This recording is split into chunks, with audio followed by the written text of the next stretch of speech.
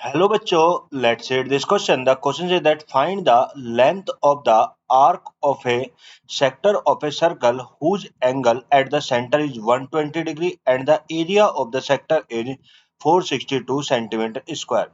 The following are the steps involved in solving the above problem. Arrange them in the sequential order.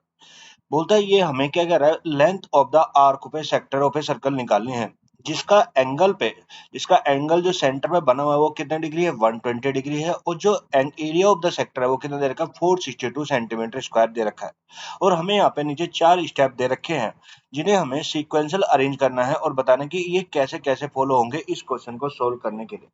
अब देखो उसने सबसे पहले हमें यहाँ पे जो गिवन है, अगर मैं यहाँ पे देखूं कि उसने हमें गिवन क्या क्या दे रखा है भाई, गिवन उसने हमें दे रखा है गिवन, जो गिवन है वो हमें क्या है, एंगल, गिवन क्या है थीटा, यानी उसने हमें एंगल दे रखा है, एंगल एट द सेंटर कितना है 120 डिग्री दे रखा है जी। दूसरा उसने हमें क्या दे रखा है, area of sector, area of sector दे रखा है कितना है 462 सेंटीमीटर स्क्वायर ये दे रखा है।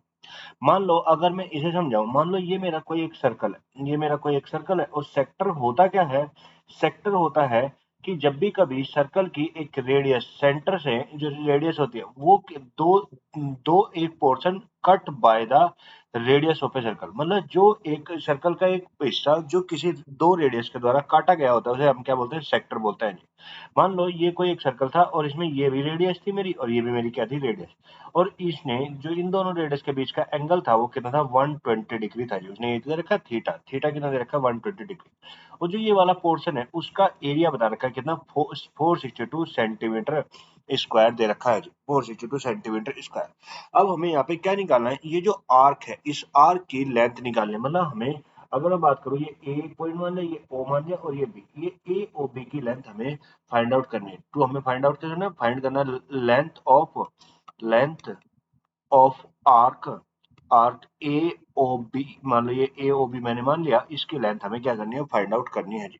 ये अब देखो ये तो हो गया। अब सबसे पहले अब हमें ये सीक्वेंस अरेंज करनी, अगर हम यहाँ पे बात करें उसने सबसे पहले हमें दे के रखा है भाई, उसने हमें यहाँ पे दे रखा है कि गिवन, अब देखो पहले पार्ट में उसने हमें यहाँ पे given theta equal to 120 degree था, मेरा area of the sector 462 centimetre square था, मतलब ये उसका पहला स्टेप है जी, ये उसका स्टेप ए उसने हमें यही दे रखा है, गिवन था थीटा था 120 डिग्री, एरिया ऑफ सेक्टर था 462 सेंटीमीटर स्क्वायर।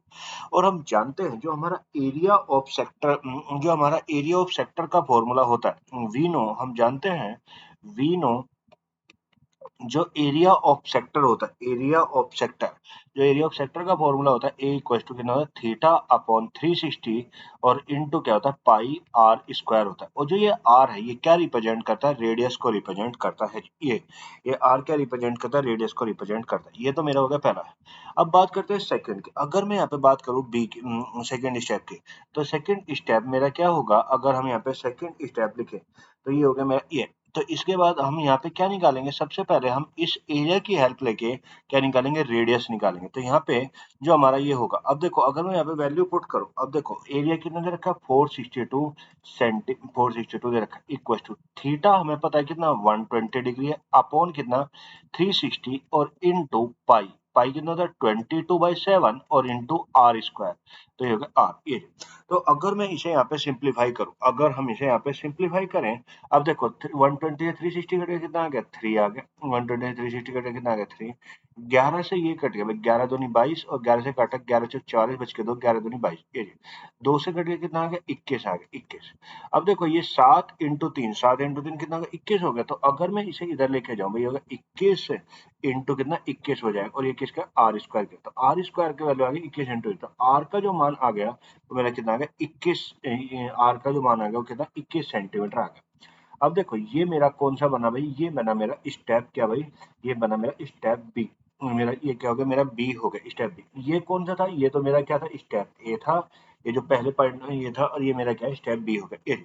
अब हमें ये मैंने रेडियस भी निकाल ली कि इसकी जो सेक्टर की जो रेडियस है वो नहीं, जो इस सर्कल की जो रेडियस है वो कितने 21 सेंटीमीटर है। अगर मैं बात करूँ अब स्टेप, इससे अगला स्टेप मेरा क्या होगा, तो इससे अगला जो मेरा स्टेप होगा, अगर मैं थर्ड स्टेप की बात करूंगा, हम यहाँ पे क्या निकाले, लेंथ ऑफ आर्क निकालनी है, लेंथ ऑफ आर्क। और हम जानते हैं, जो हम जानते हैं क्या, लेंथ ऑफ आर्क का जो फॉर्मूला होता है, length of arc of A sector, length of arc of sector का जो फॉर्मूला होता है, length of arc of sector, वो मेरा क्या होता है थीटा अपॉन कितना 360 और इंटू कितना होता है 2 पाई आर होता है, theta upon 360 into 2 pi are.